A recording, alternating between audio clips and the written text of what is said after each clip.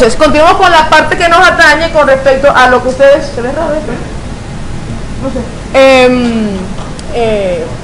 Quisimos que se empezaran y se detallaran para que mientras posiblemente yo les voy dando la fórmula, ustedes saquen sus fórmulas y vean cómo están. ¿Okay? Entonces, tengan a la mano lápiz, papel, su hojita de la tanita, ¿okay? Tenganlas a la mano.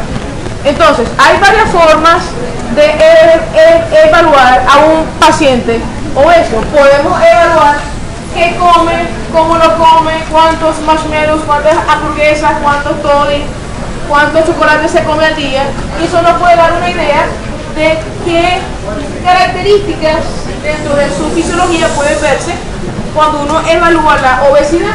Podemos evaluarlo de acuerdo a la distribución de la grasa, si es central, si es femoroglútea, si es torácica.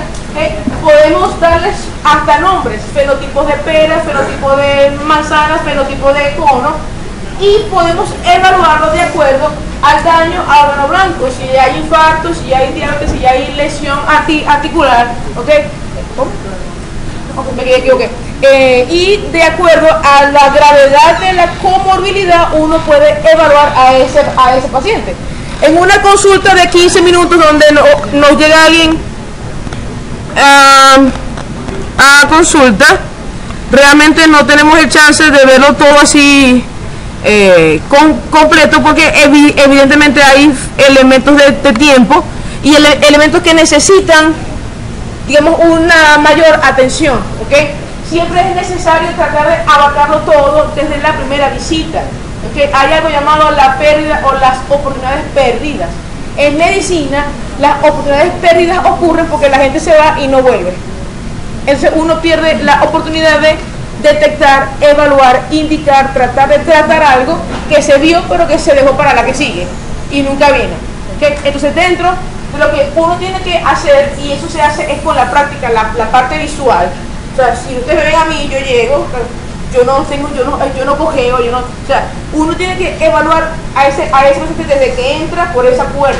Y eso va desde la distribución de la grasa, si hay lesión, si hay defecto de la marcha, de la biomecánica de la marcha, ¿okay? Y eso nos da una idea de cómo está esa grasa, si es más visceral o es más subcutánea, si es más de interescapular, si es torácica, si es de femoroglútea, y de acuerdo a lo que uno pueda observar, uno puede diagnosticar.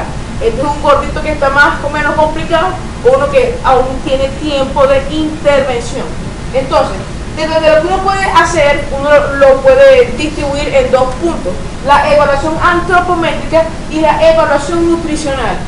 Si bien no somos nutricionistas y si bien tenemos que apoyarnos con nuestra nutricionista, nosotros tenemos que hacer una evaluación corta, precisa, pertinente, para ver cuán grande y qué tan intenso es el problema. Ejemplo, los horarios de la comida, lo que es la parte de qué tipo de comida, qué tipo de merienda se hacen, ¿ok? Entonces, dentro de la evaluación nutricional tiene que ir de la mano con una historia clínica, la que ustedes hacen, ¿ok? El examen, la encuesta dietética, luego entra la antropometría y las pruebas funcionales y bioquímicas, que son seleccionadas de acuerdo al problema o al problema actual, porque él puede que venga por asma, pero es obeso. O sea, uno tiene que tratar el asma y después uno abarca lo que es la parte de la obesidad. Entonces, la historia clínica desde el punto de vista nutricional tiene que ver con el aspecto: cómo está el pelo, cómo están las uñas, cómo está la piel, si tiene ojeras o no tiene ojeras, el brillo de la piel, la turgez de la piel. ¿Por qué? ¿Qué evaluamos allí? Cuando yo digo que el pelo es ralo, que el pelo es fino, que el pelo se quiebra. No tanto de nutrición, porque es la parte nutricional, ¿ok? Y eso refleja ¿qué? Ingesta de ¿qué? Proteínas, vitaminas y minerales. Entonces, una evaluación completa, quizás un poquito a vuelo de pájaro, pero completa, donde uno vea cómo está el cabello, los ojos, los labios, la lengua y las uñas, sea quizás lo más importante, ¿okay? Casi todas las enfermedades crónicas tienen su reflejo dentro de la piel. Lo que pasa es que nunca nos lo enseñan así, pero hasta la calidad de las uñas te dice si es tiroides, si es páncreas, si es obesidad pura, si es, hasta eso, la forma de los dedos. ¿Okay? Esos son signos que uno tiene que evaluar. Señora, ¿cómo está? Buenos días. Usted la agarra así, le ve los dedos, todo es abuelo pájaro. Pues, señora, ¿cómo está? ¿Cómo le ha ido? Okay, perfecto. O sea, esas son técnicas que uno tiene que usar. Yo lo hago. Señora, ¿cómo está? O sea, es inmediato. ¿Por qué? Porque para mí la piel es un órgano reflejo. Y es un órgano que me dice a mí qué tan malo estamos, qué tan mal está la situación. ¿Okay? Entonces, evidentemente, fuera de la primera impresión está la postura. Y eso nos habla de músculo y de capacidad cardiovascular. Doctora, ya un momentito. O sea, ahí veo que ya hay defectos de columna, rodilla, cadera. O sea, que ya hay algún problema en la biomecánica del sentarse. Y eso nos da de que hay algo que está pasando. Si uno se pierde de eso, uno se pierde muchas cosas. Señora, ¿qué le duele? Pero usted parece decir, a ver, ¿cuál es el punto de reflejo? Estas son cosas sencillas que se hacen en la primera entrada. Señora, ¿cómo está? Pase adelante, siéntese. Todo eso uno lo ve en ese principio. Y eso es la base de la historia nutricional. Aunque ustedes no lo crean. Claro, esto es muy pediátrico, o sea, se ve más en pediatría por la connotación de la desnutrición. ¿Okay? Pero esto es válido para todas las edades. ¿Okay? Entonces lo vamos a enviar, así que no se preocupen en escribirlo. Dentro de la historia, si es una historia que se enfoca en obesidad, hay que evaluar si el cambio del peso es reciente, es de toda la vida, desde que yo nací, ¿okay? Si ha habido algún incremento agudo del peso en los últimos 6 meses, ¿okay? ¿Qué cambios han ocurrido en la ingesta? Si es por ingreso de nuevos alimentos o porque me quitaron alimentos para la dieta y ya no tengo para hacer dieta, ¿okay? Todo lo que son los cambios nutricionales, si hay síntomas gastrointestinales, no, doctor, es que yo comencé con una diarrea de hace un mes y no logro controlarla, ¿no? Es que yo comencé a comer nueces 100 gramos diarios. O sea, este tipo de cosas son las que uno tiene que evaluar. ¿Por qué las nueces son malas en exceso? ¿No? Porque tiene cianuro. Entonces, uno tiene que evaluar qué tipo de cambios han habido de forma abrupta y ver si eso es lo que justifica los síntomas actuales. La capacidad funcional, doctora, ya yo no puedo subir las escaleras. O sea, yo antes lo subía, o sea, yo no llegaba, pero ahora llego así como torcida y no sé cómo llegar. O sea, la pérdida de la capacidad funcional. La capacidad funcional se evalúa de acuerdo a si puede subir más de 10 escalones sin detenerse, si lo sube y se detiene a la mitad, si es solo levantarse y caminar 3 pasos les da disnea, o si hay disnea en reposo. Mientras peor se empeora. Mientras más grave empeora, eso no se dice así. Mientras más se va perdiendo la capacidad respiratoria, peor es la capacidad para hacer actividad con peso. El peso de referencia es su propio peso. ¿Okay? Yo puedo subir aquí fina, pero hace un año yo no lo podía hacer.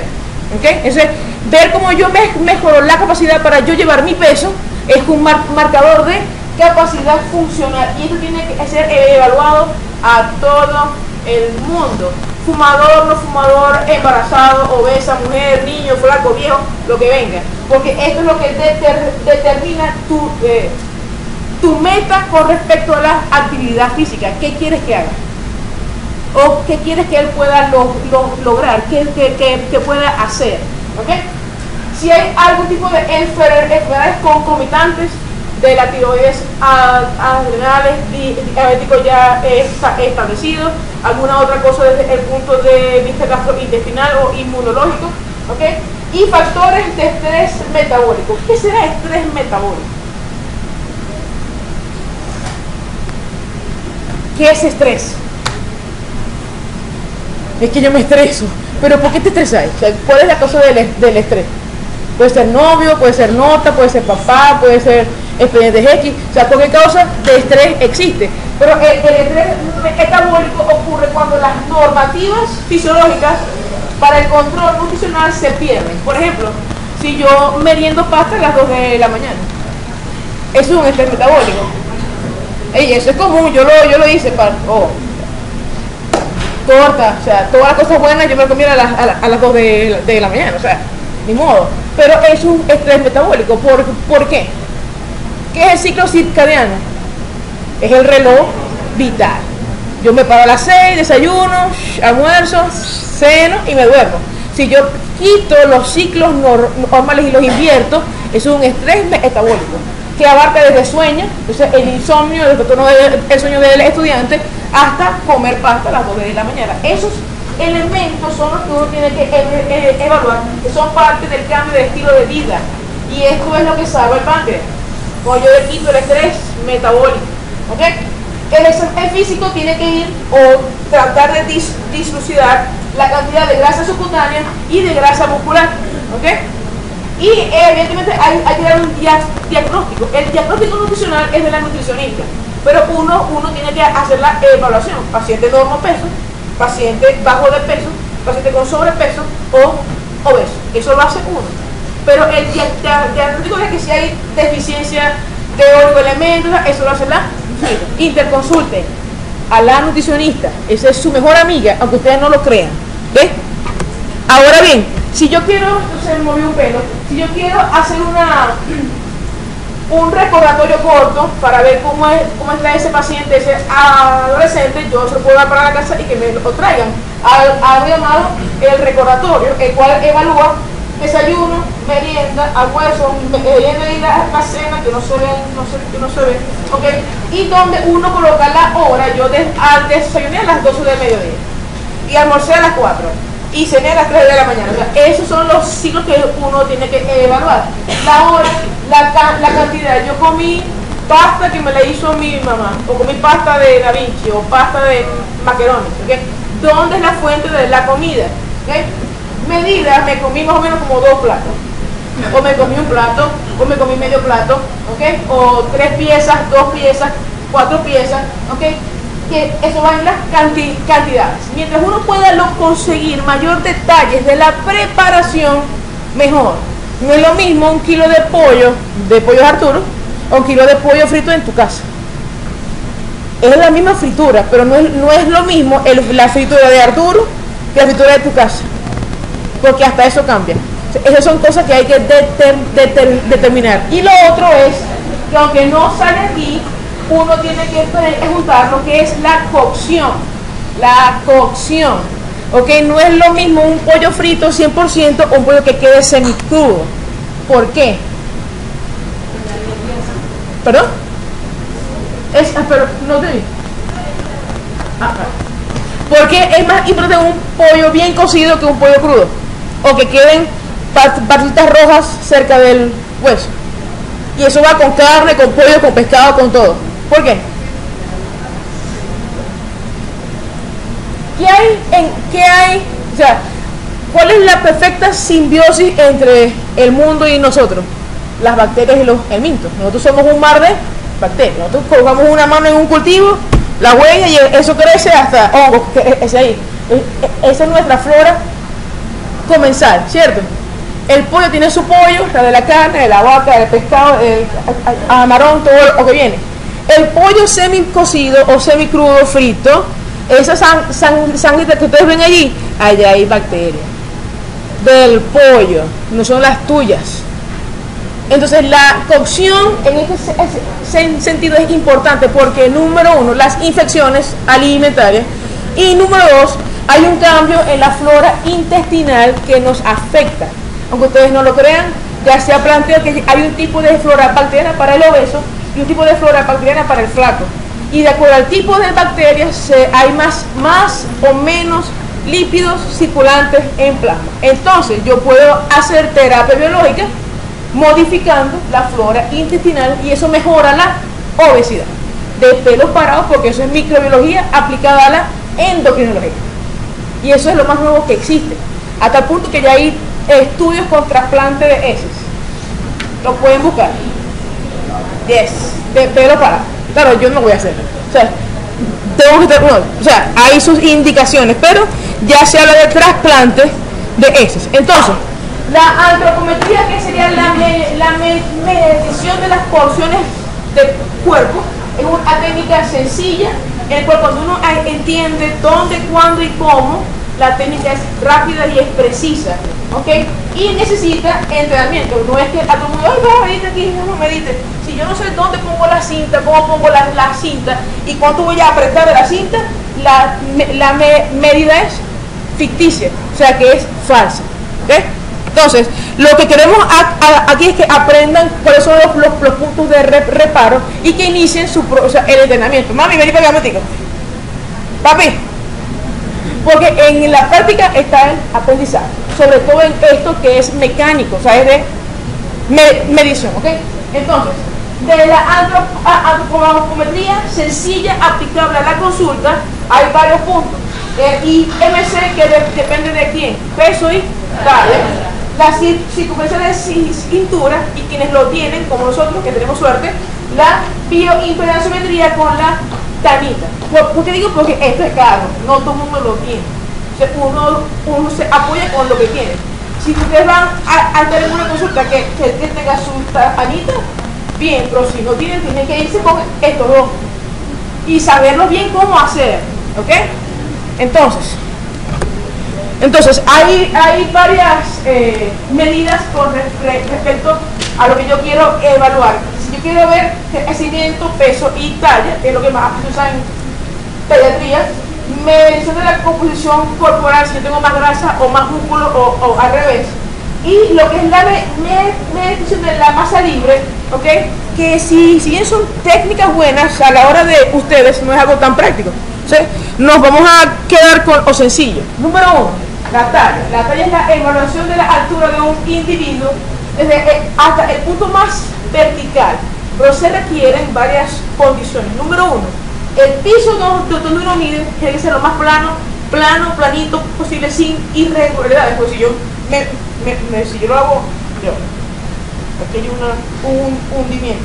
Si lo hago aquí, queda así como blanco. O sea, no es el punto más vertical. Tiene que quedar la cinta expresamente cuadrada que quede justo en el límite entre el piso y la pared, ¿okay? Y la posición de la cabeza es la clave. Uno tiene que quedar justamente mirando al frente para que ocurra un ángulo de 90 grados entre el punto más vertical de la cabeza, ¿okay?, con la pared. No es lo mismo que yo lo haga así o lo hago así. Tiene que ser 90 grados el eje de los ojos, 90 grados con la pared, para que quede perfectamente cuadrado y se mida la talla específica. Hay consultorios que tienen su tallímetro perfecto, bonitico, con su marcador aquí, pero los que no lo tengan, que en la mayoría, uno se va con la cinta métrica. Uno la pega al piso, ¿okay?, pero vean que tiene que ser piso de plano recto, ¿okay?, se pega todas, ¿okay?, y se busca la posición con una regla y se mide el punto más vertical de la altura, ¿okay? Vean, esto que me faltó aquí, la posición de los pies. Vean que no son los pies separados, es en B, ¿okay?, no es así o así, es en B. ¿Para qué? Para que el cambio de las piernas no modifique la altura. Tiene que ser sin zapatos, se prefiere descalzo, ¿okay?, y con ropas ligeras, ¿okay? Y vean cómo se debe posicionar a la pared. Uno pega los glúteos y la parte superior de la espalda. No es toda la espalda, es glúteo y parte superior de la espalda. Uno no modifica la postura para ser más alto, ¿okay? Es una posición de reposo, ¿okay? Continuamos con, si yo tengo un paciente que no puede levantarse por inválido, polio, está en cama, lo que sea, hay unas medidas subjetivas para ver la talla. Una es la media abrazada, la línea media del esternón hacia la punta más distal del dedo medio, ¿okay? Yo mido la abrazada y lo multiplico en 2, o mido la abrazada completa, y esto es la talla, de puntica a puntica, ¿sí? ¿Escribieron? ¿Qué pasa cuando la brazada es más larga que la altura? ¿Ah? No no. ¿Qué pasa cuando la brazada es más larga que la altura? ¿Eso qué sugiere? ¿Qué síndrome? Marfan. Perfecto. Ok. Está otro, si no se puede medir más nada, está la medición de la altura de la rodilla. Vean cómo se posiciona al paciente con el pie completamente apoyado en el piso. La rodilla, esta es una mala cintura porque tiene que estar sentado 90 grados y se mide desde el piso, o sea, desde el talón hasta la punta más alta de la articulación de la rodilla. Esto, hay una fórmula que pasa esto hacia talla y es lo que usan en antropología forense. Por eso que coloqué la foto de Pons. Yo veo televisión, pero dice que yo no bueno. Entonces se pasa la talla de la altura de la rodilla, se hace la fórmula y se descubre la talla. Hay ciertas diferencias de acuerdo a la longitud del fémur, lo cual es lo que garantiza la talla, pero es una aproximación lo más cercana posible a la realidad, si lo único que se tiene es la evaluación de la altura de la rodilla. Lo más común es que se use la talla o la brazada completa. El peso, que es el temor de todo el mundo, es la medida de la masa corporal en kilos. ¿Okay? La báscula, que es nuestro mejor amigo, el amigo de nuestras madres, ¿okay? El cual nos tiene que tener ciertas condiciones. Lo ideal es que sea una báscula lo más compleja posible para que mantenga la calibración, ¿okay? Y que sea lo que nos dé la medición del peso lo más exacto posible. Entonces la pregunta siempre es la misma: ¿cuál es el peso ideal? O sea, ¿cuánto tengo yo que pesar? ¿Okay? Hay 9 fórmulas de franceses, italianos, asiáticos, gringos. ¿Okay? La más común y la que se aplica para Latinoamérica es esta. Peso ideal es igual a 0,75 por el resultado de la talla en centímetros. Yo mido 1,62 menos 150. Cuando yo saco esto, lo multiplico entre 0,775 y lo que me dé lo sumo con 50. ¿Entendieron? Repito, 0,75 por el resultado de tu talla en centímetros menos 150 y lo que dé se le suma 50. Por ejemplo, yo mido, ¿dónde está mi teléfono? Yo mido 1,62, si mal no recuerdo. Si yo voy a restar 1,62 menos 1,50, ¿verdad? 12. Entonces sería 12 por 0,75. 12 por 0,775 más 50. Yo debería pesar 59 kilos. ¿Entendieron? Otra vez. ¿Perdón? No te oí. Claro, hay un rango. Supone que el rango es más o menos 5. Claro, esto es una de los modelos. No se me estresen. ¿Okay? Es uno de los modelos, pero si yo tengo a alguien en la consulta, pero es que yo peso 150 kilos y yo ya rebajé 40. ¿Cuánto tengo que rebajar más? Ustedes sacan su fórmula de peso ideal. ¿Okay? Pero si entendieron la fórmula, otra vez, 0,75 por el resultado de talla menos 150 y lo que dé le suman 50. ¿Sí? ¿Clarito? Eso no es tan complicadita. Claro, mando. ¿Ah? Eso por toda la talla. Ese es el doctor Piro de Francia. Pero es la más fácil porque la de Italia es con derivadas. La de los gringos es una fórmula súper larga, que no es funcional. Por talla menos 150 y lo que dé más 50. Ese peso ideal en base a talla. Porque ahora viene el peso con respecto a IMC. que es el otro marcador. ¿Okay? Ahora bien, para esto hay ciertas tablas que no, hay otros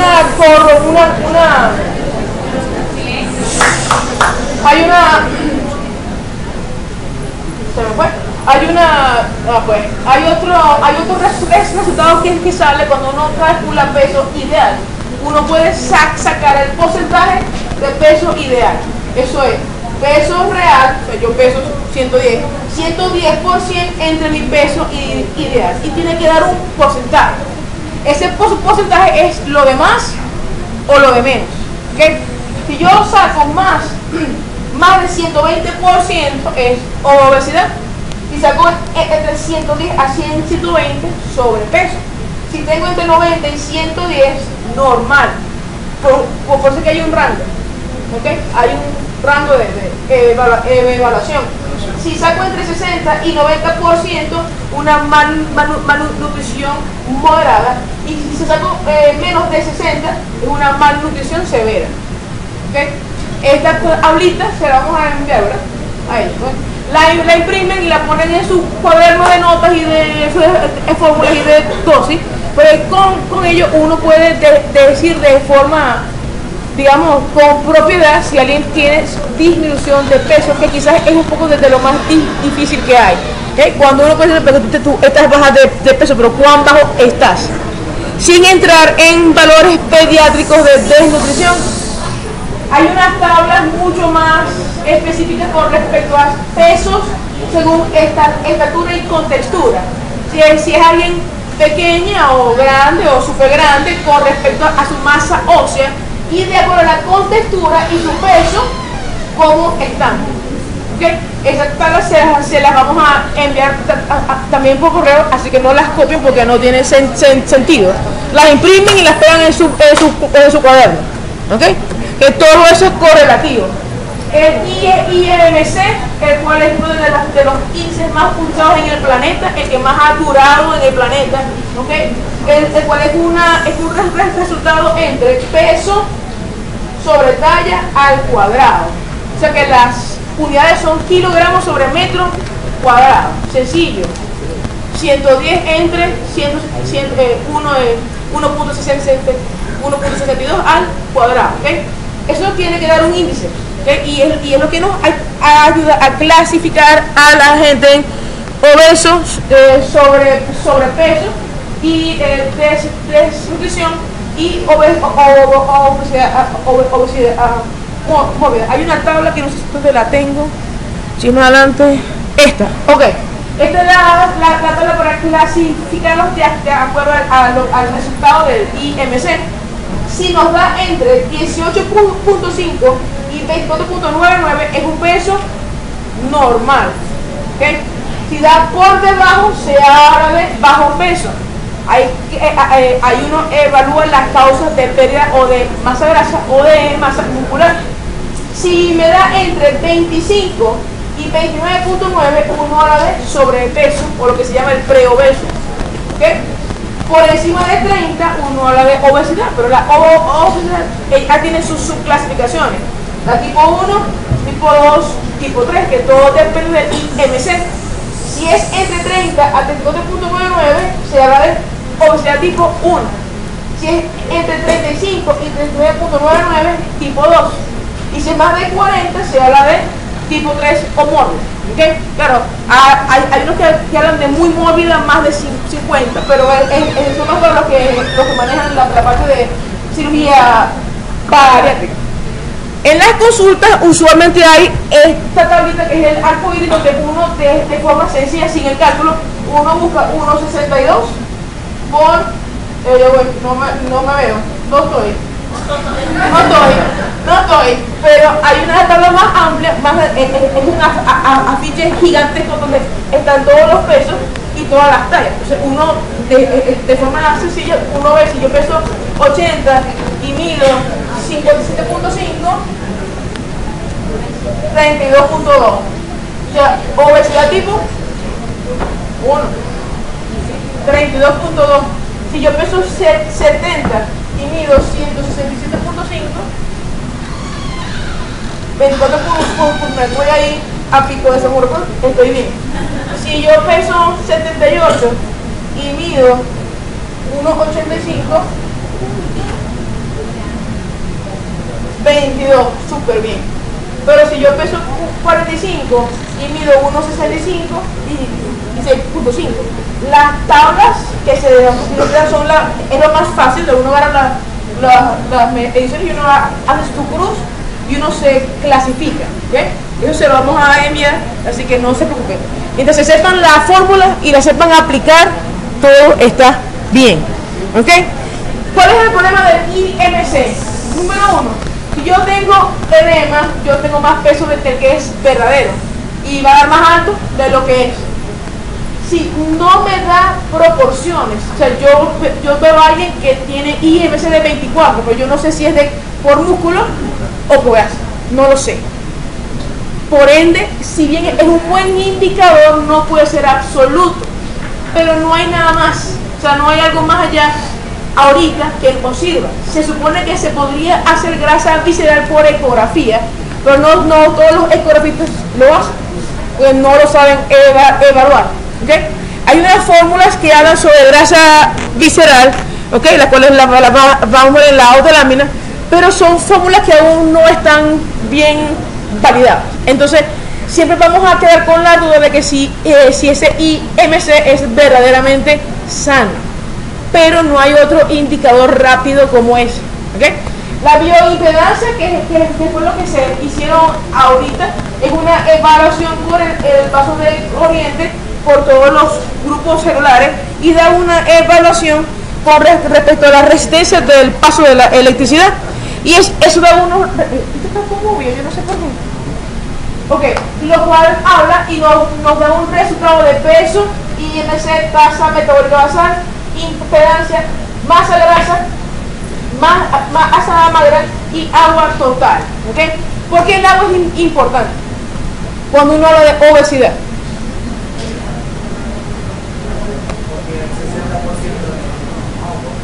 Ajá, pero ¿y cuando hay obesidad qué debe pasar? ¿Se qué?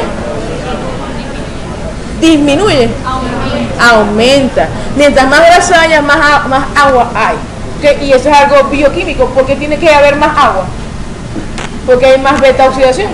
Si más beta oxidación, hay más ATP, se hace más agua durante la fosforilación oxidativa. O sea que hay más síntesis de agua dentro de la célula. ¿Okay?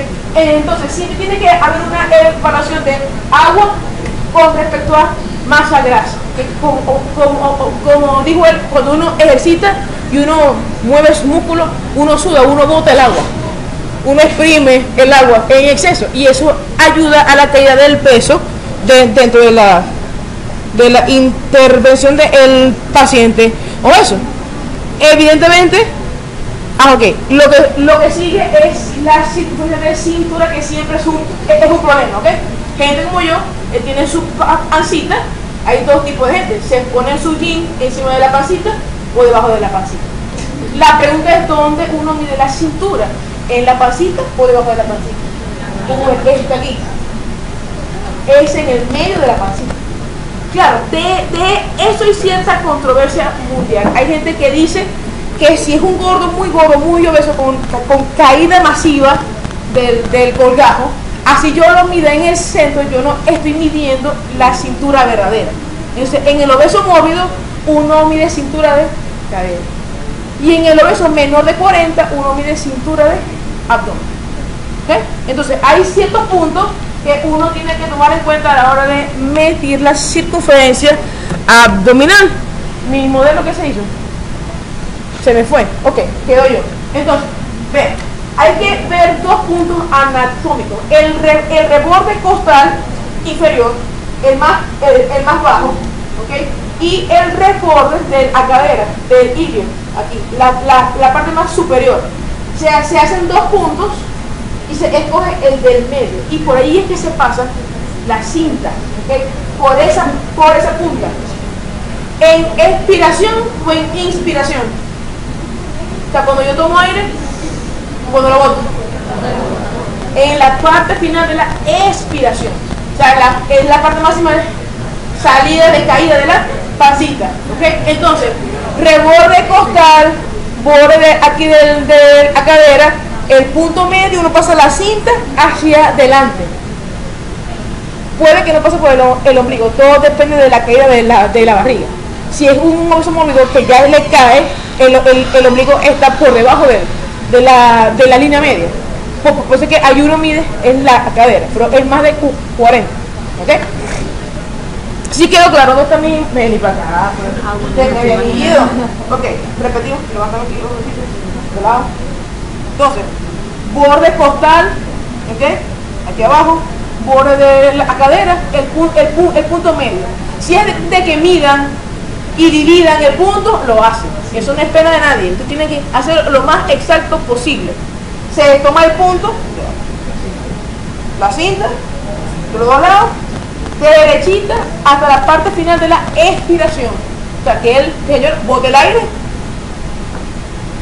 y uno mide, ¿ok? Si es de hacerlo 3 veces, lo hace. 3 veces lo suman y lo dividen entre 3 y le da su promedio. Si tienen dudas, si el paciente es muy gordo, si tiene mucha celulitis y no es precisa la medición, 3 veces y lo dividen entre 3, ¿ok? Ahora, la de cadera, lo que se busca es la parte más externa del glúteo. No es aquí, es la parte donde salga más la nalga. Y esa es la punta que se toma para la evaluación. ¿Cierto? Sin ánimo de chiste. Es el marcador es donde salga más la nalga. ¿Okay? Es en esta línea media. No es arriba, no es abajo, no es en la espalda. Es con respecto a la salida del glúteo. La punta más externa de los glúteos. ¿Ok? Vean cómo, vean cómo ella se mide. Se busca la parte más externa y se hace la medición. ¿Okay? Claro, la pregunta es, y la gente plancha, siempre hay algo que sobresale. Siempre hay algo que hay, o sea, no es puramente 100% plancha, siempre hay algo. ¿Okay? Y vean que la posición es como cuando uno toma la talla. Alones juntos, parado derecho, mira, no aumentar en esta posición siempre sale algo de nalga y es lo que se toma como, ay chiquito, pero sin huevo, o sea, y es lo que se toma como punto de reparo anatómico, ¿ok? Practíquenlo, eso hay que, con seriedad, sin morbo, uno tiene que evaluar los puntos anatómicos, ¿ok? Ahora, ¿cuáles son los puntos de corte? Hay 1500 tipos de cortes de acuerdo a si es negrito, chinito, japonés, español, whatever. El que usamos, porque son los consensos mundiales, ¿okay? Son el de, ya sacamos nuestros puntos de corte, pero no nos han publicado, pero hay dos formas. El que usa el NH para cintura abdominal, para el hombre es de 102 y para la mujer de 88, ¿okay? Y se puede utilizar el índice cintura-cadera, lo que te dé sin cintura sobre lo que te dé de la cadera. Índice, división, ¿okay? Donde se habla más de 1 es alto en el hombre y en la mujer de 0.85 y 0.95 bajo en el hombre y 0.80 en la mujer. ¿Okay? Hace mucho tiempo se pensaba que esa era la forma de evaluación, se dejó de usar y cuando ya se dieron cuenta que el obeso grande, bien gordo, la caída era más importante que lo que quedaba arriba, se retoma la medición de la circunferencia de cadera. ¿Okay? Eso antes se usaba mucho ya no, pero ahora sí de nuevo. ¿Okay? Ahora bien, les dije que había ciertas fórmulas para evaluar adiposidad. ¿Okay? ¿Cómo está la grasa distribuida? ¿Okay? Uno de estos índices, sin meternos con evaluación de HDL o LDL o lo que sea, es el índice de grasa corporal, el cual es una fórmula. Y dice, cadera en centímetros, o sea, circunferencia de cadera en centímetros sobre talla por la raíz cuadrada de la talla. Y lo que les dé, menos 18.